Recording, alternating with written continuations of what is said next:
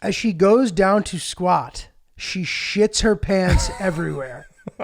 Bro, what the... She had shorts on and had basically a blowout all over the floor. Oh, no. Dude, these classes are dark and loud music, but because she was in front of everyone, the entire class saw and smelled the incident. Everyone proceeded to get off their machines and tiptoe around the shit to leave class. We were gifted one free class and never heard of it again. Bro. I don't know how you come back from that. Dude, that is insane. I did not have sexual relations with that woman. Yes or no? Did you ever take banned substances to enhance your cycling performance? Yes. I had no prior knowledge of the planned assault on Nancy Kerrigan. I am deeply sorry for my irresponsible and selfish behavior I engaged in. What's up, guys? Welcome back. Oops, the podcast, episode 498. It's a lot of episodes. It's a ton of episodes. A lot of episodes. Giulio Gallerati, joined here by producer and confidant Ryan Lynch. That's me, Giulio. Big Ryan Lynch. How you doing? Good, bro. I'm good. We're fully moved in. I am adjusting back to life as I knew it before, with just slightly different spin on it. A little Brooklyn action. Been running into a bunch of people in the neighborhood, which has been fun. Yeah. Mm-hmm. How so? Like going for walks? Are you doing more walks with Hillary? No, just like doing the things that I need to do. You know what I mean? Mm-hmm. Out and about on the town. Not even that, like going to the train or in transit. But that's like a Brooklyn thing. Bro, I walked to the train in Manhattan too. I texted you on Saturday. I was expecting a little more excitement in the response. I said, "Oh my God, are you Brooklyning right now?" And then you said LOL. But like, I wanted you to know that I was like, you need to embrace this more. You need to appreciate Brooklyn. I mean, dude, it's kind of what this whole thing's all about. I know. But dude, like it's not as if I have been propelled into this new universe that I was unaware of. You know what I mean? Like I've spent a lot of time here. Like I'm just saying, like I am enjoying it and it is wonderful and I like it way better than any apartment we've lived in before, both the neighborhood and the apartment. And I like it in this particular part of Brooklyn where we live. It's nice. Mm-hmm. So nearing 500 episodes. It's a lot of episodes. Thank you guys to all the new listeners who've come and started listening. All the OGs who've enjoyed the pod over the years. Thanks for sticking around with us and having some fun. It's been a wild ride. This show, you definitely don't need to have listened from the beginning to keep up with it. It's more of like, think of it as like a daily talk show format. So like, if you were listening to Howard Stern, I don't think you would feel the urge to like start from the beginning. Because I know for me, that can sometimes be a difficult thing to overcome with the show. If there's like 19 seasons of a show, I'm like, how am I ever going to catch up? Yeah. I'll tune in on Grey's Anatomy with Victoria. I'm not going to go back to the first episode of that. Then that show works well as one-offs, right? Like kind of like or not. Yeah, like Law and Order. There's overarching storylines that last like an entire season, but you get the gist. You can tune in and tune out. But this isn't Grey's Anatomy. We're just goofing around. No one's dying. The thing about Grey's Anatomy is one episode will be like a musical or like super silly and like everything's really high and mighty, and then that's fun. And then the next episode is an 8-year-old boy comforting his mother hours before he goes through brain surgery and then ends up dying. Jesus. Like he's like, "Mom, it's gonna be okay. And then whether I live or whether I die, I got to be a dancer." and then the mom cries and then the kid dies, and then the next episode is a silly one. As you watch that, are you like, what the fuck?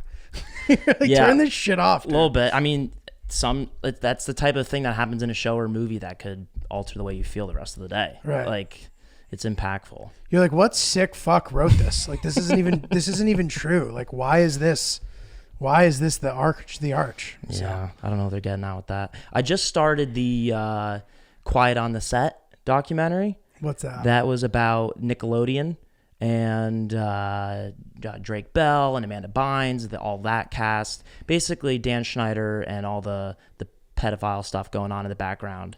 Is that early that on to that thing? Show? Yeah, that documentary just dropped. So interesting. I've been seeing stuff about that on Twitter, but I don't know what it was about. But interesting. Yeah, we don't need to talk about it. Just wanted to mention that I'm watching it. Some nice heavy subject matter suggestions from Lynch early in the show. It's great.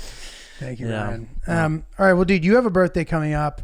Hill Dog has a birthday coming up, and I want to discuss some stuff about birthdays in general. So, do we think, listeners, that there are some birthdays that are more important than others and therefore need to be approached differently? What are those birthdays, and what are the differences? Mm-hmm. I think it's obvious that the 40th birthday is one that you sort of do some big thing for, from what I've been seeing and hearing. I think back in the day, at least, it was sort of like the halfway point of your life. I think these days 40 feels a little younger than it used to. I'm not just saying that because I can smell it in the distance, not in the too close of distance, but it's there. It's looming. 40 is the new 30. I think so. I'm not worried about it at all. I'm not worried about getting older as long as I'm still able-bodied. You know what I mean? Once I'm not able to kind of like walk around, I think I will then start to become grumpy and upset. Yeah. I don't think you need to worry about it, you specifically, or need to think about it too much. You're very youthful. I don't think 40 is going to like tag you as a point of no return as well. Thank you, I Lynch. think you'll be okay with that. That's I do think encouraging. any decade entering year is monumental. What about, but then also like quarter century is, 25 is a big one, right? Is 25 a big one? I don't think so. You don't think so? 16 is a big, okay, these are the ones that are absolutely big ones. 16 is a big one, right? 13's a big one. Is it for bar mitzvah? Just teenager. Interesting. It wasn't for me, but was it for you? Well, let's define, like, what do we mean by monumental birthday? I mean like, that like life-changing? No, everybody agrees it's a big birthday. Is what I mean. Okay. So like, as far as society is concerned, most people agree these are big ones. Or there's like names for them. Like Sweet 16, that's a big one.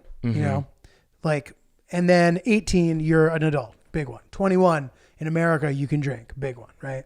25, agreed. I'm not certain that 25 is important, but it's, quarter century has a ring to it.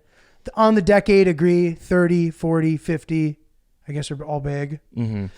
If I was a parent, I would potentially, if I could, fiscally get involved with an 18th birthday, a 16th birthday, a 21st birthday by like helping throw a party or something like that. The 25th birthday, I'd take a step back and I wouldn't get too involved because I don't think that warrants special attention compared to those other dates leading up to it, or the 30th birthday, which I think is the most important one in between 21 Why and 30. is you being a parent significant? Just out of curiosity.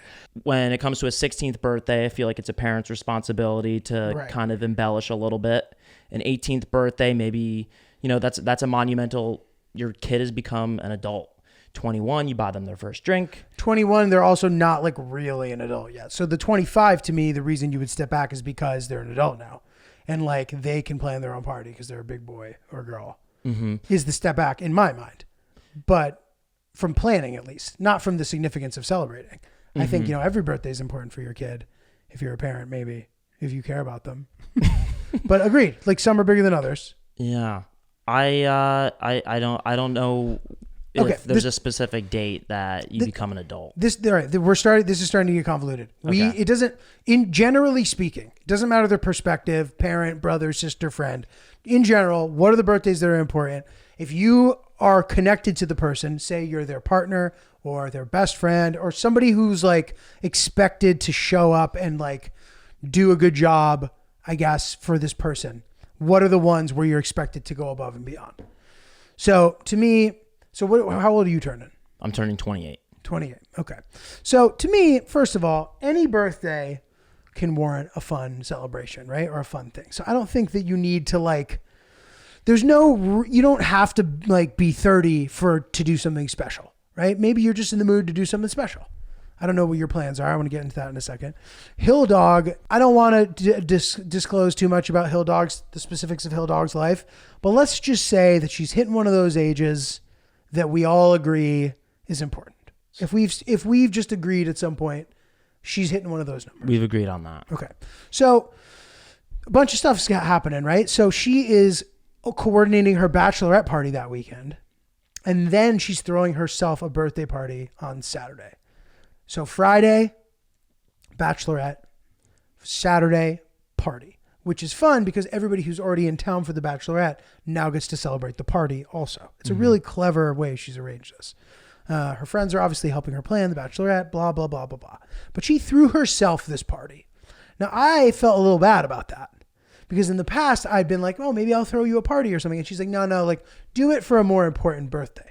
Now the more important birthday is here. And alas, I have not planned the party. And I will say this though, planning a party is not my skill set. Like I don't plan parties. I don't fucking know how to do that, you know? So like how, like, is that okay? Like I'm still trying to do other special things for her. I think that's okay. But if you're not going to be planning the party, should it be a surprise?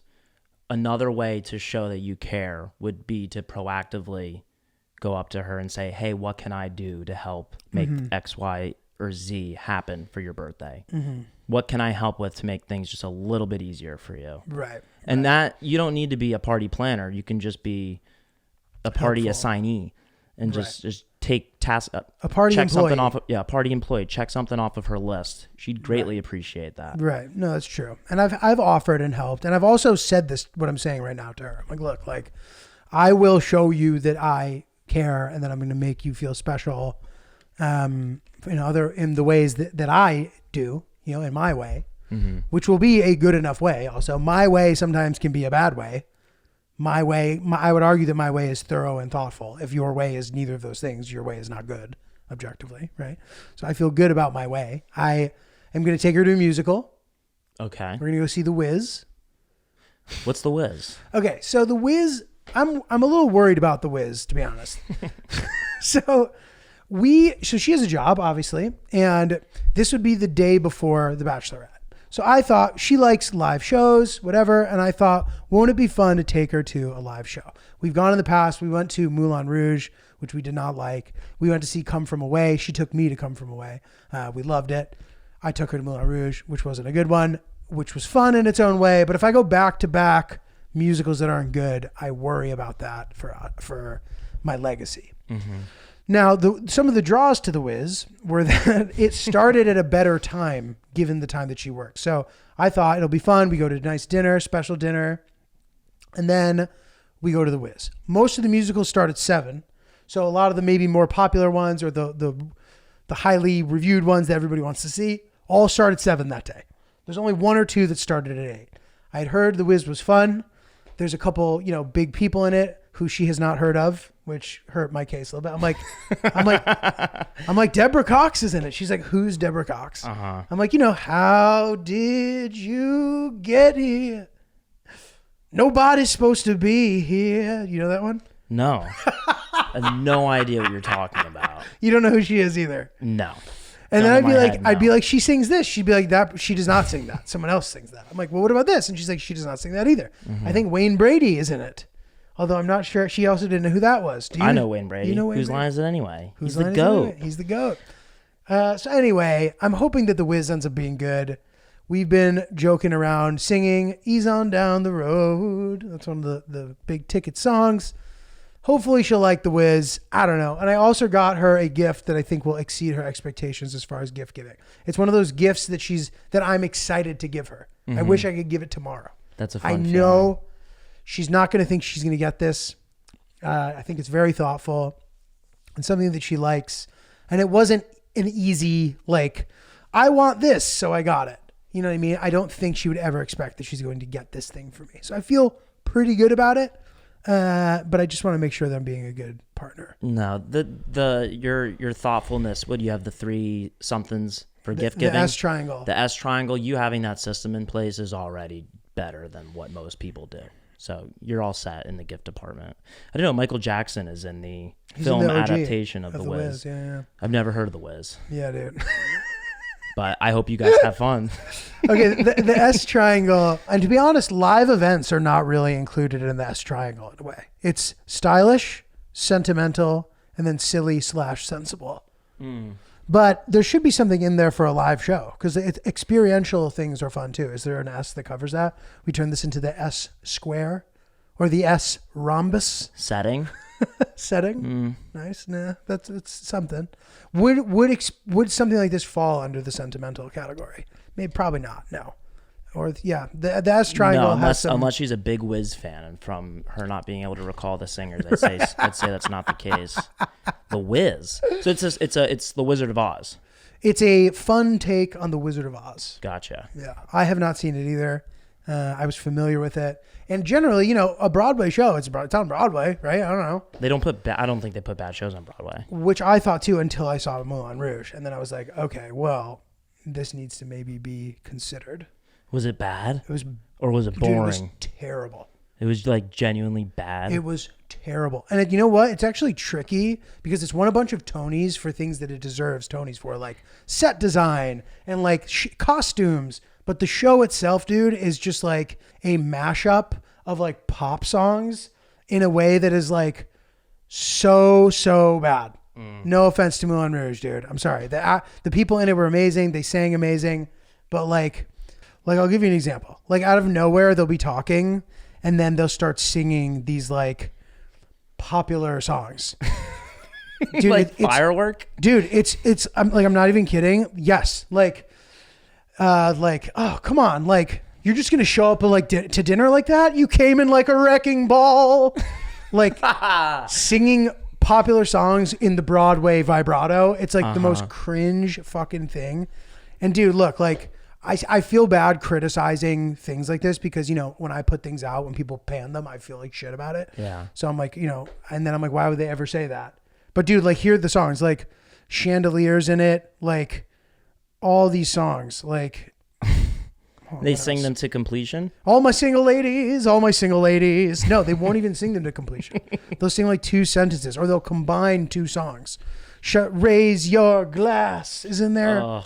Yeah. Shine bright like a diamond, dude. Like horrible. And what's the general storyline?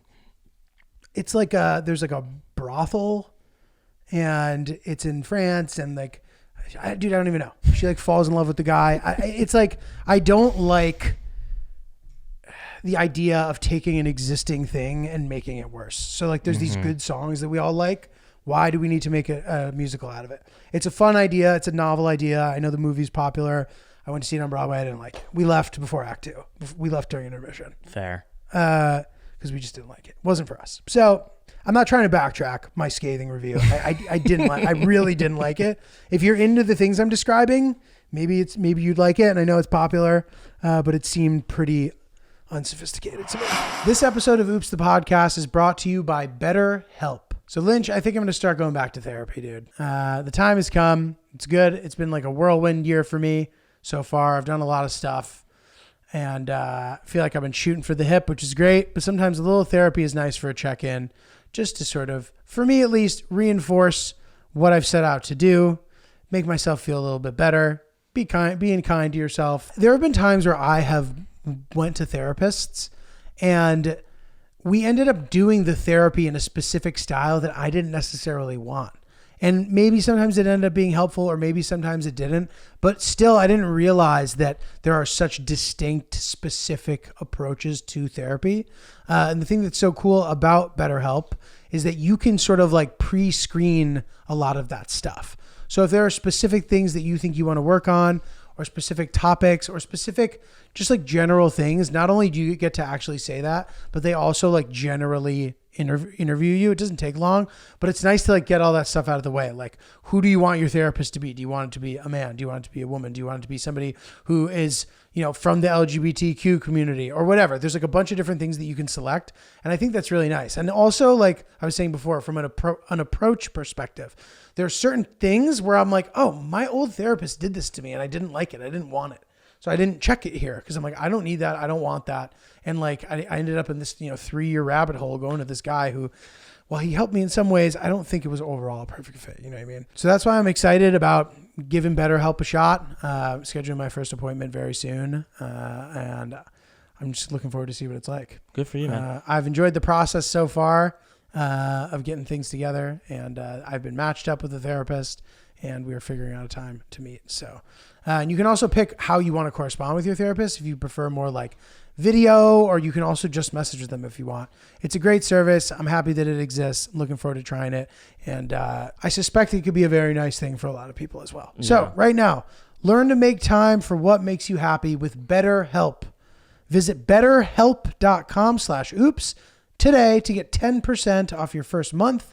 That's BetterHelp, HELP.com/oops. Okay, so my friend, he's my manager. And a lot of the time, if we're in driving distance from gigs, we'll drive his car together. I've driven his car a million times by myself too. He let me have his car. I did Syracuse and Albany, which I've talked about briefly on this show, right? We talked about that briefly. And then drove back, a lot of driving, no big deal. Before I handed the car off to him, I filled it up, and I had to fill it up a few different times on this trip. And filled the car up with gas cards, which I want to talk about as well. Remind me if I forget. And I passed the car off to him. Great. He then has the car and he calls me. He's like, hey, did you put regular, like 87 grade fuel in the car or 93? Just out of curiosity. I'm like, I'm like 87. Why? And he's like, oh, there's like something wrong with the engine. He's like, I think you're supposed to put premium in it or whatever. And I'm like, is that a thing? I've never put premium fuel in a car. And I've driven other people's nice cars. Maybe I learned my lesson and I will now ask people.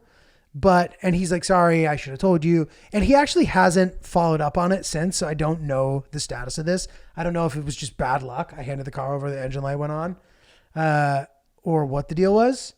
But I was curious, is that a thing?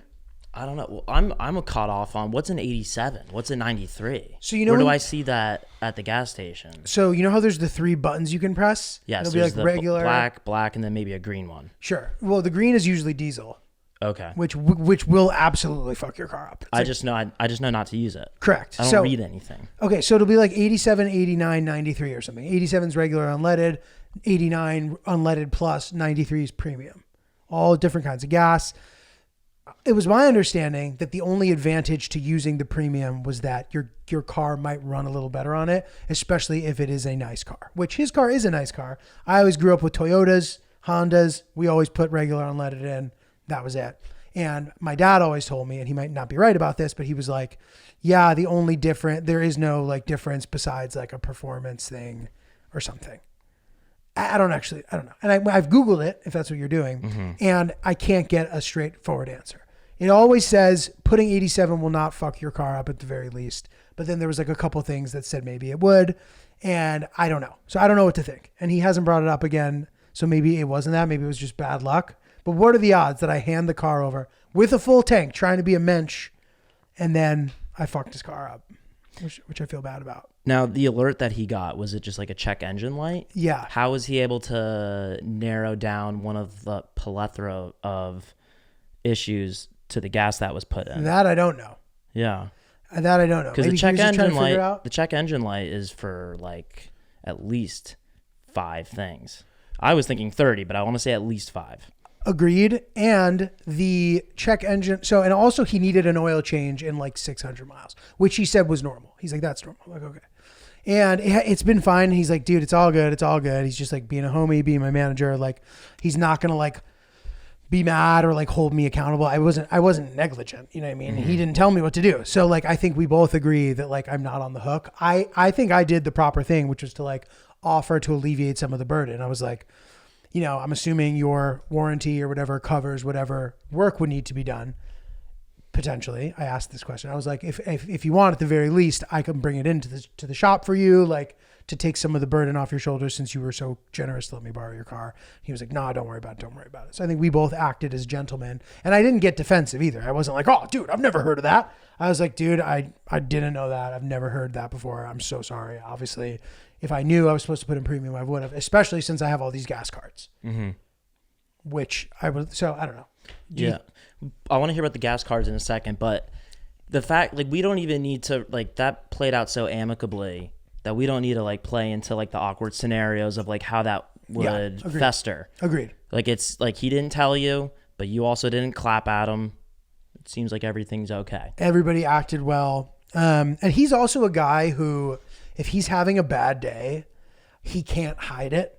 So like, it might not be, it will have nothing to do with me, but I can just tell like something's off with him. But I don't want to be like nosy, but I also start thinking, I'm like, did I do anything? Like, he seemed like he was having a bad weekend even before that. Who knows what's going on with him? He was busy doing other stuff.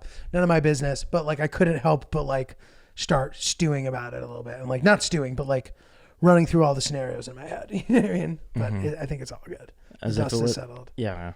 So wait, what are the gas cards? Okay, so listen to this. I thought these were mythical things. Dude, so I did a gig, and as part of this program they have, there's technically no money for openers, but they have this like not-for-profit program or something where they pay the openers based from this fund. So like, say I open for you at a venue, and it's a Live Nation venue, a big venue, or what? At the Beacon Theater. Sure, say the Beacon Theater. I open for you at the Beacon Theater. Can't wait to do that, by the way. No problem. I'd be happy, and I would have no problem with you eclipsing me also. I'd be very happy to be involved, and hopefully you would hold me in high regard as once your sort of sensei, and now the sensei, the student has become the teacher, and I'd be happy to accept that new role. Yeah, we'd have to just see how things play out, but yeah, so far, yeah. We'll have to see how things play out. I hope for that for you, Ryan. But so say like normally, right? They've put together this fund where the openers can make money. So I think a lot of the time the idea is that this will go toward a band. So it's a lot of money. I was surprised how much money I got for this gig. Okay. So I was happy. Even if I had gotten half of the amount of money, I would have been happy. Okay. And I think it was, like I said, designed for a band. You're on the road, whatever. So you get half of the money in money and half of the money in gas cards. So I don't have a car. I don't need gas cards. I think now that I think about it, I may have been able to be like, I don't have a car actually. And they might've had different gift cards they could have given me. They chose to give me the gas cards. I think she's like, do you have a car? Or do you drive? I said, yes, but I don't have a car. I didn't get into the specifics. I just accepted the gas cards, not thinking about it. So half the money it was $750 in cash, $750 in gas cards. Wow. That's a lot. So many gas cards. Now I thought about it and I'm like, do I have to pay taxes on the gas cards? And I do. The amount that was given to me is on my 1099 next year. Really? That reflects $750 in gas cards, which is where this starts to become a little annoying. Now, look, I would have been happy to get $500 of cash for this gig and been like, wow, this is amazing. $750 of gas cards is money. It's just going to take me a really fucking long time to spend it. Mm-hmm. Now, so I'm like, okay, like when am I going to even, you know what I mean? This is like play money that I also have to pay taxes on. Like, sucks. You know what I mean? How many cards do you have? So I have 3. And listen to this. I went to use one and it didn't work. I then need to I spent hours calling different people who sent me to different places. And I eventually got a replacement card sent in the mail, but it took many hours. And it started to get to the point where I'm like, these fucking gas cards, dude. Big G drives all the time. And I offered them I was like, you want to buy these from me? He goes, yeah, I'll buy them for $400. I was like, you fucking dog, dude. You're lowballing your son? That's fair. But dude, I mean, yeah, like nobody's going to buy those for face value. So are these so let's pretend I have no idea what a gas card is. Okay. Let's just pretend. These are essentially gift cards that are universally usable at any gas station. No, at one specific gas station. At a specific brand like Shell? Yeah, that's exactly where they're for. Okay. Which, theoretically great, right? Unfortunately, in upstate New York, there's no Shell. So I kept just putting like $10 in of money, hoping that there'd be a Shell. And then I looked at the Shell finder and there was no Shell for hundreds of miles. In fact, there were Shells everywhere in the country except for this one circle of upstate New York. So I'm like, fuck. But whatever. I'm able to use it. Real pain in the ass. And listen, man, it's going to be, I don't think they expire. And that's great too, because at some point I'm going to be renting cars on the road. And at some point I'm going to be like, I don't have to worry about gas for a while, which is great. But I just thought that was like a kind of random and unique thing. So do you carry it on you at all times? So yeah, this is my new system. I carry 2 of them on me at all times. Just in case. Just in case I run $500 worth of gas. No. Just in case like I end up running the balance all the way down on one of them unexpectedly. I want to make sure I have the extra one. You should next time you go to one, you should just stock up on gallon containers and just bring them with you wherever you go. Just put them in the trunk. Well, this is another really nice thing though. Works at the convenience store. Inside? Yeah. peanuts, gum. Which is good, but it can also be bad. Because example, fucking Danny Palmer, I'm like, dude, this is free money. Go get whatever you want. He just goes nuts. Like it was like the grocery store game show where you grab as much stuff as you can. He grabbed a king size Butterfinger. I'm like, what the, dude, I've never seen someone eat that. But whatever. I told him he could. And Danny never takes advantage. It was nice of it. It was like, I'm fucking around. But it was just, I was surprised at how much shit he bought. And then I'm like, I need to remember that this is real money that I'm paying taxes on. I can't believe you have to pay taxes on it. I know. That makes it not cool at all. It's so annoying. Yeah. But again, I appreciate the gesture, and it was more money. I was so overpaid for this gig that I would do it again in a heartbeat. And while I'm sort of perplexed by the gas card thing, I'm not complaining. I'm ultimately not complaining. As we all know now, I've moved to Brooklyn. I'm enjoying it. I like the extra walk that I have to get to the subway. It's nice, isn't it? It's nice getting some new steps in. So I'm also happy that I was able to get some new, nice compression socks. I have all different lengths. I have some long ones. I have some short ones. But they are compression socks, and they are from Dr. Motion. It's showing off ankle season. They have a smooth, reinforced toe for optimal comfort and durability. They're breathable, antimicrobial and anti-odor materials that keep your feet cool and dry. You can actually feel the design and like the quality and how they put this sock together. It feels really, really nice. I love wearing them when I'm heading over on my stroll to your apartment. So this is my new batch. I'm excited to rip these open and get them going.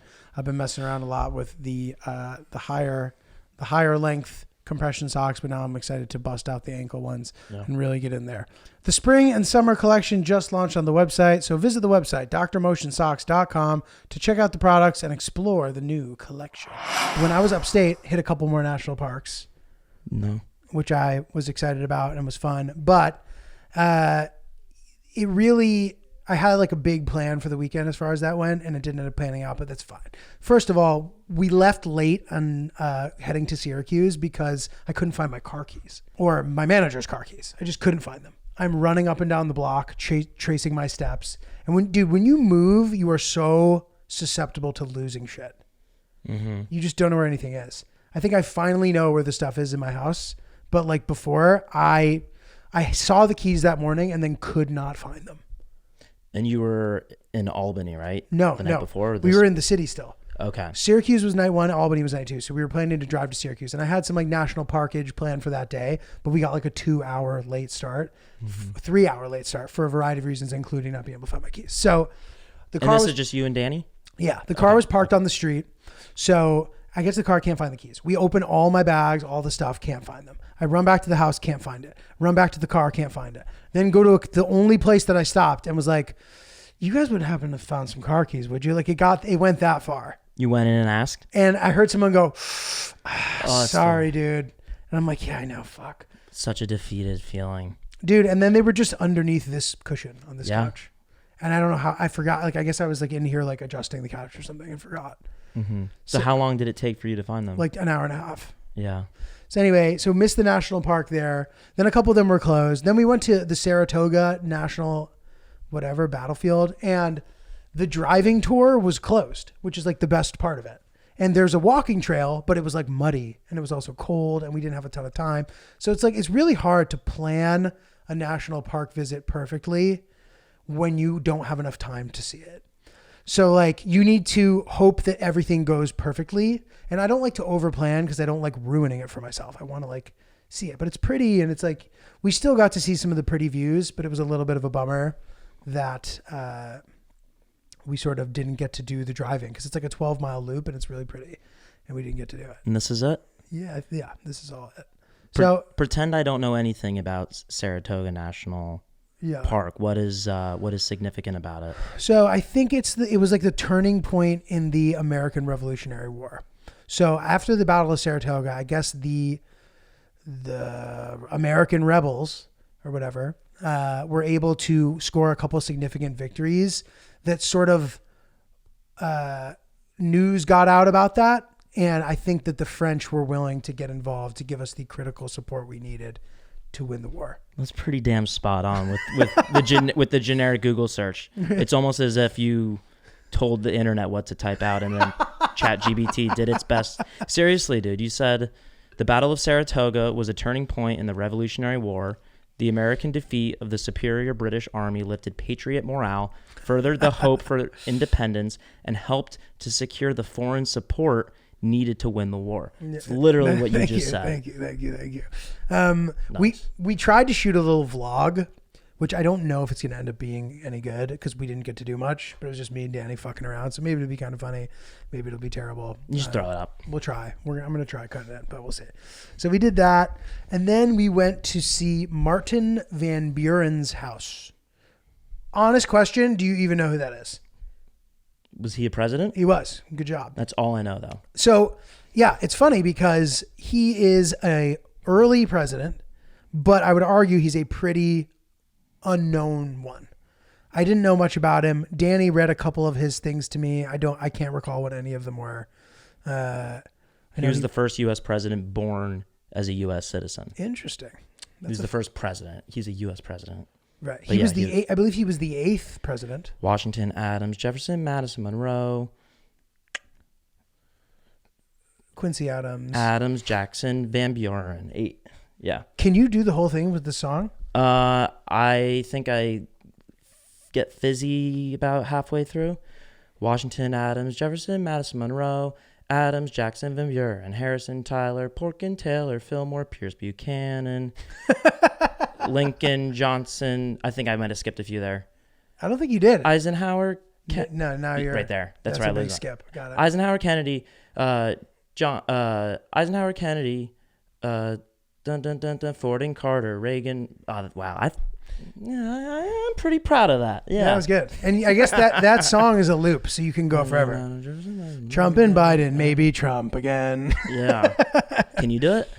No. In fact, I was going to say I can get to Tyler, which is number 10, and from there, I guess now you just did it, so now I can maybe say a couple more. So Polk, can you go where I left off?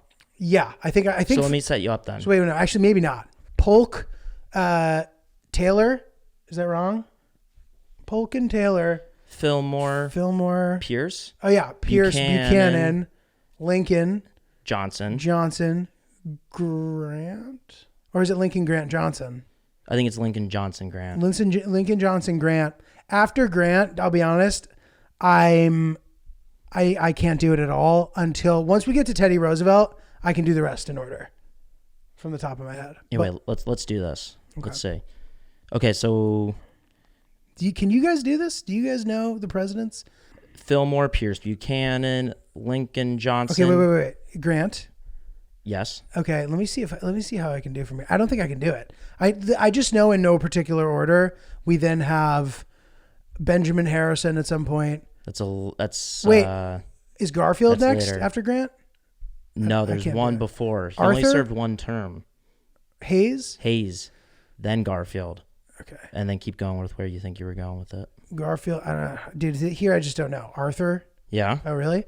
And then Harrison? One before him. Did I say it already? No. Arthur, Hayes. So you did this up until this point. Who's after Arthur? Lincoln, Johnson, Grant, Hayes, Garfield, Arthur, Harrison. Oh, did I not say I did not say Harrison? No, you did say Harrison. But so Garfield, Harrison. No, that is the missing guy. Oh, before Harrison. Yeah. I can maybe get this. Garfield, Hayes, Harrison. If you want a hint, I won't say it, but let me know if you do, and I'll give it to you. Okay. It's a very broad one.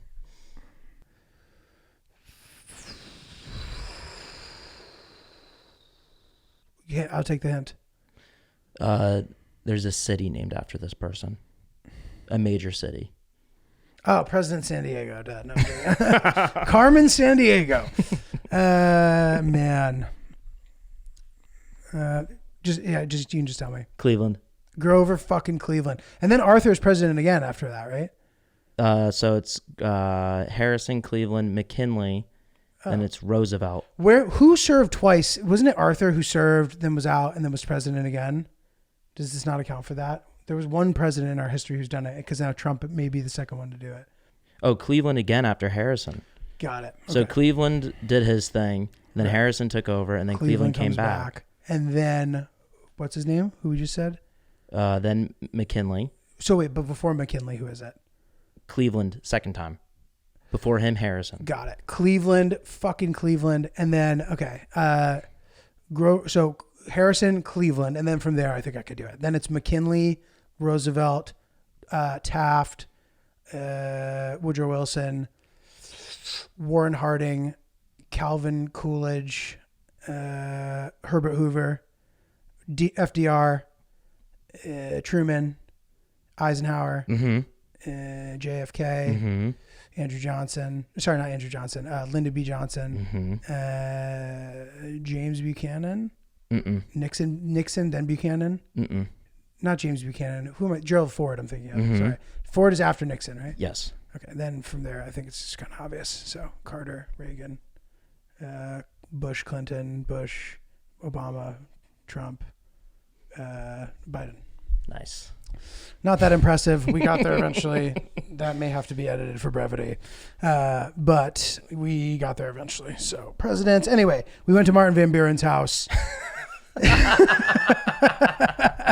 I was like, why did we do that? So it's south of Albany. It's kind of in a nice area. I stand by what I've always said about all national park sites in that they do a really good job of making them pretty and interesting. And it's also fun to get off the beaten path. There's no way to sort of plan where these things are going to be since they all happened at different points in our history. So they're not built next to obvious things all the time. I will say that if I had to rank them all from the ones that I've been to, I would potentially put Van Buren's house toward the bottom of the list of significance. And it's just right next to a major road. It's like a two-way road. It's not like a highway, and it's pretty, but it's like a small property and it's only open during a specific season. But I typically maintain that going inside some of these houses, especially the older ones, isn't as interesting because it's usually not the original furniture. So all things considered, if you had to rank them all, I'd probably put Van Buren's house in the bottom 5. Would you say it could just be a drive-by? I guess. I don't think, like, if you're there, you might as well get out, pop around. But how big is the house? It's big. It's nice. Just take a peek at it. It's a cool looking house. But, all in all, maybe not super exciting. Dude, moving is just absolutely kicking my ass. It's been so tough and so hard to like not know where specific stuff is that your day is typically planned around. I'm like, oh, typically at this exact moment, I take out a pen and I write this down on this piece of paper, and I don't know where either of those things are. So I've been losing a lot of time. It's stressful. Yeah. So thank God, dude, we have Factor meals coming in ready to rip because I'm able to prepare and eat my meal very, very quickly since I just simply don't have time to do that right now. I think we're over the hump. So hopefully we're going to be settling in, but it's been nice. The Factor's been here along the way, and we look forward to enjoying a lot of their delicious cuisine in the future as well. Yeah. Unlike some of the stuff that you're trying to put away and you're having a tough time finding, you'll never have a tough time finding those boxes that Factor sent over. I wish that those boxes were edible because it's such sexy packaging. The food's delicious. There's no doubt about that, but I just get so excited whenever I see Factor. Yeah, it looks like scientific and futuristic. It's cool. Yeah. But a lot of good variety, a lot of different chef designed meals, and all sorts of different cuisines.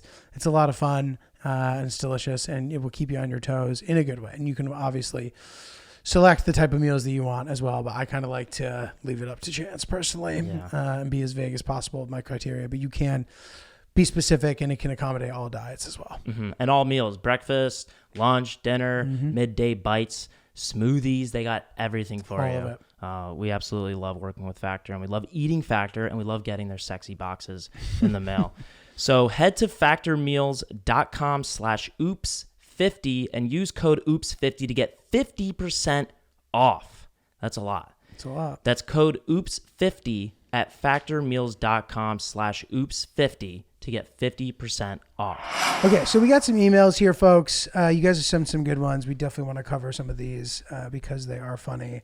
There's one email called Crazy situation. It's basically sort of a Pilates inspired workout class. It's extremely hard. As far as a like suspended reformer machine class, this is probably the hardest one I've ever done. I think most people agree that it's hard, but like hardcore Pilates people will be like, it's not Pilates. And it's also the home of the funniest line I've ever heard in a workout class, which is when the instructor was like, make your legs straight, not all the way straight, almost straight. Like who? That's right, my ex-boyfriend. Okay. Hey guys, love the pod and chats. Had a crazy thing happen during class and wanted to share. There was about 10 minutes left of class and we were finishing up standing inner thigh squats. Everybody was facing the and the instructor was also at the front of everyone with her back to us doing the squat to demonstrate the move. Giulio should understand these references. I do very well. I imagine this is obvious to you, right? Okay. I'm following along. As she goes down to squat, she shits her pants everywhere. Bro, what the... Like, she had shorts on and had basically a blowout all over the floor. Oh, no. Dude, these classes are dark and loud. These classes are dark and loud music, but because she was in front of everyone, the entire class saw and smelled the incident. Everyone proceeded to get off their machines and tiptoe around the shit to leave class. We were gifted one free class and never heard of it again. Bro, that is crazy. I feel so bad for the teacher. In any job, shitting yourself, it must be so difficult to come back for the next day or the next shift, but even more so in a fitness class when you're like the team leader and you're wearing more vulnerable clothing. I don't know how you come back from that. Dude, that is insane. That is absolutely insane. It seems like it's nice that everyone tiptoed out though. Yeah. But what do you... Imagine someone's like, oh my. I feel like the fitness community tends to be positive. Mm-hmm. And there's a chance, look, like I know a lot of people talk about this. I don't always feel this way, but I get it. People want their fitness instructor to look the way they want to look, right? And a lot of the time that includes a high fiber diet, dude. A lot of roughage, a lot of good stuff, and like that can happen to those kind of people. Yeah. Too much fiber, dude. That's wild. I don't know how you can come back and be the confident leader after such a vulnerable. Do you need to move after that? Potentially. Even like you might need to leave the city. Word gets around. Like people are going to know. What does the 3 minutes after the accident look like for her in that situation? I wonder. I have no idea. Was she like, oh my God, I'm sorry, I'm sick. Like I thought I was fine. Like, do you what do you clean first? Do you take care of yourself? Can you take care of yourself? Do you I don't know how, like, that's traumatic. Right. Especially if you've gotten some on the machines. I would so there's a lot of like wet wipes. Yeah. In a lot of these places. So I think I would just immediately, once I've handled the people, then I think I would want to, dude, I don't know. I think maybe the move is, dude, I just don't know. If there's extra clothes in this place, like these places usually have showers. You run and take a shower, you get a pair of shorts, you explain what happened really quickly to the front person, be like, I shit myself. I need a pair of shorts and I'm going to go clean it up. I want to die. Please be gentle with me. I'm thinking of and then I'd go clean it. Yeah. I'm thinking of 3 or 4 solutions as to what I could do proactively, but they all get trumped by the thought of just crying and running home. You need to throw your clothes away. And hopefully there are new clothes. And if there are, you're in an okay spot. Yeah. As long as there's a shower and new clothes, you're good. You're not good because everyone just saw that and you did it all over the room. And as people were tiptoeing out, they got some on their bodies probably. Yeah. Which is fine. It's not great. You can't afford to think about that in that moment, which is just so terrible. It just magnifies how awful of a situation it is. You can't even think about the people that left the class because you have to focus on so much more in the moment. Yeah. I wonder if all the people in the class just collectively said nothing and filed out of the class. That's the proper way to handle that.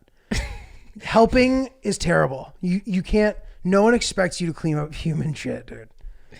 So the next class, what would you appreciate more? The next class, let's say hypothetically the exact same students, nobody acknowledge that it ever happened and pretend like it didn't happen, or get a signed card from every member. Everyone signs their name on the card just saying like, we hope you're feeling better. No. See, that's the thing. You can't, offering support in a moment that's that embarrassing compounds the embarrassment. You know, like you just got to leave and put your head down, pretend like you never saw it. Don't comment, don't say anything, and never bring it up again. You can't be like, are you okay? Do you need help? Like, you don't need, even if the person helping is helpful, it's not. Because I don't want to see someone else cleaning up my shit, dude. So you just get out of there. The problem is the following. There's another class waiting to come in. And I'm curious to see if this was like, I think there's 2 gaps in the day. There might be like in the afternoon, 1 or 2 hours where there's no class. And then the last class of the day will be at like 7 or something.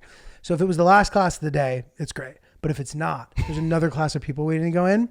I think what you need to do is try your best to brush it under the rug.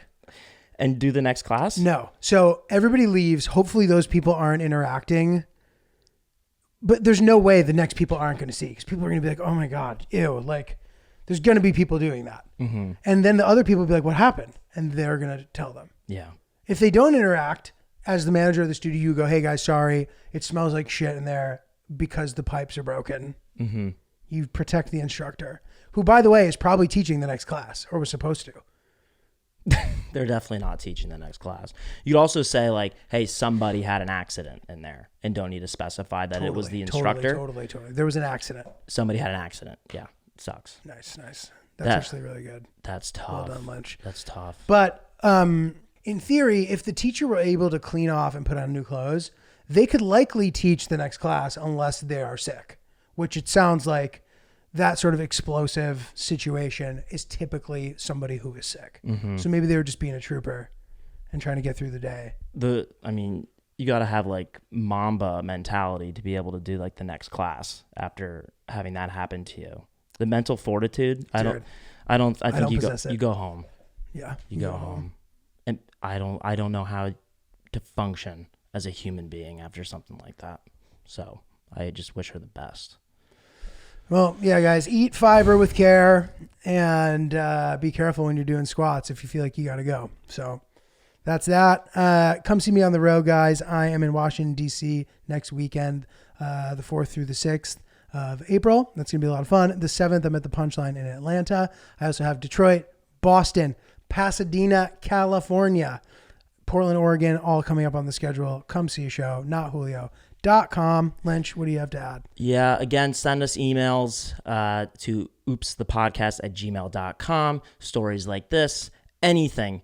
We love to hear them, and there's plenty more that we haven't had a chance to read yet. And then check me out at Ryan's Really Polite. I am going to be performing at Black Cat Lower East Side this Friday at 9 p.m., Danny Palmer's show.